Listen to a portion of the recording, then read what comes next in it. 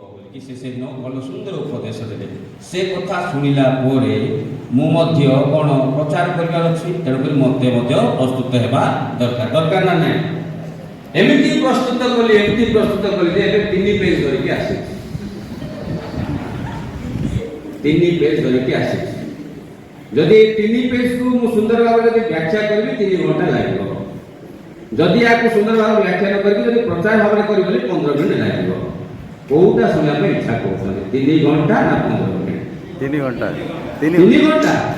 wow praise the Lord hallelujah my God 3 घंटा ईश्वरकर वाक्य सुनिया पे जदि आपण माने पसंद करछंती ईश्वरकर गौर हेबो कारण द्वितीय तिमोथी तार 4:4 वाक्य लिखा जायछि जे ए जुगर लोक माने सत्य कहानी प्रति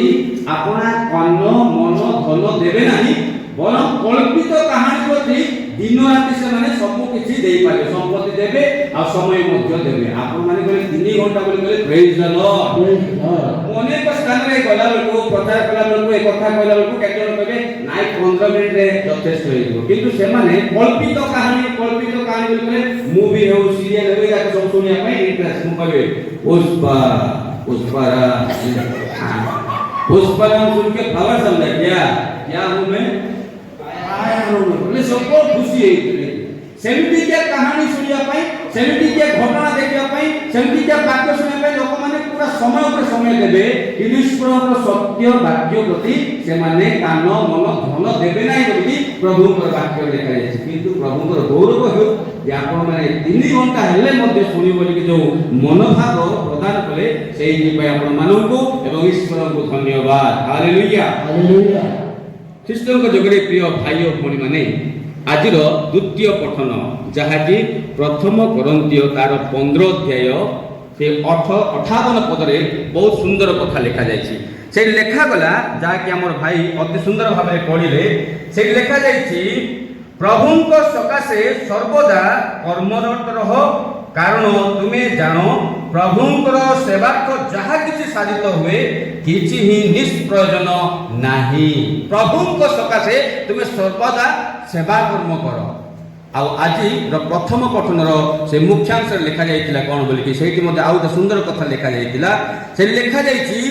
जनकर कथा न सुनी तांको प्रशंसा कर नाही जनकर कथा न सुनी कि तांको प्रशंसा कर नाही प्रारंभ रे दिव्य जगर प्रारंभ रे एठिकार सहकारी याजक आमर फादर जुनास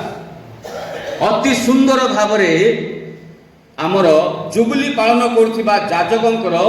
आह्वान ठारो आरंभ करिकी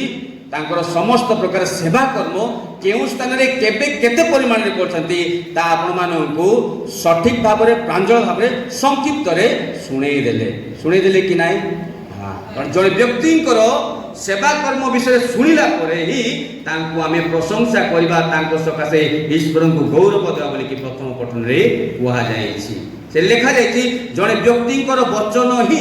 तार चरित्र को तार स्वभाव को प्रदान प्रकाश करिथा जणे व्यक्तिंकर कथा से व्यक्तिंकर चरित्र को से व्यक्तिंकर भावना को से व्यक्तिंकर चिंताधारा को जणाई थाबे प्रकाश करिथा बोली कि प्रथम पठन रे कुहा जाउछि आ सुसमाचार मध्ये से हाई कुहा जाउछि कोन ना फळरु तुमे गछ को चिन्हिबो से फळरु तुमे से वृक्ष को जानि पारिबो बोली कि कुहा जाउछि आज आम स्वतंत्र भाव में ईश्वर को एइथि पई धन्यवाद दउछु कारण जणे व्यक्ति को परमेश्वर निजर योजना मुताबिक आह्वान कले जहाँकि जेरेमिया पुस्तक तार 29 अध्याय 11 पद रे कहा जाए I have a plan for you more गोटे योजना बा कल्पना तुम मानक पई अछि आ स्वतंत्र भाव में 2000 साल रे अप्रैल मास 30 तारिख रे एई वाक्य फादर प्रभाकर को ऊपर हस्तार्पण पूर्वक परमेश्वर कहले I have a plan for you more गोटे योजना अछि से योजना कोन से 25 वर्ष पूर्वे तांको याजक हेबा पई बोली कि आह्वान कले याजक जीवन पई से आह्वान कले परमेश्वर योजना मुताबिक तांको से आह्वान करी अभिषिक्त करूछंती 25 वर्ष पूर्वे आ जने याजक भाव रे तांको नियुक्ति मध्ये प्रदान करछंती आ सही योजना सही कर्म से तांकर मंगल पाई बोली कि कुआ जाउछि से योजना बा से आह्वान कोन थिला से आह्वान थिला सांसारिक जीवन रु सांस्कारिक जीवन को संसार को आनिकी से संस्कार प्रदान करबा पाई बोली कि परमेश्वर तांको आह्वान करूछंती आ से आह्वान कला परे परमेश्वर तांको मनोनीत अभिषिक्त कला परे निजर मनोभाव अर्थात ख्रीष्टीय मनोभाव तांको उपरे थापी दउछंती से ख्रीष्टीय मनोभाव कोन ख्रीष्टीय मनोभाव I have come not to be served but to serve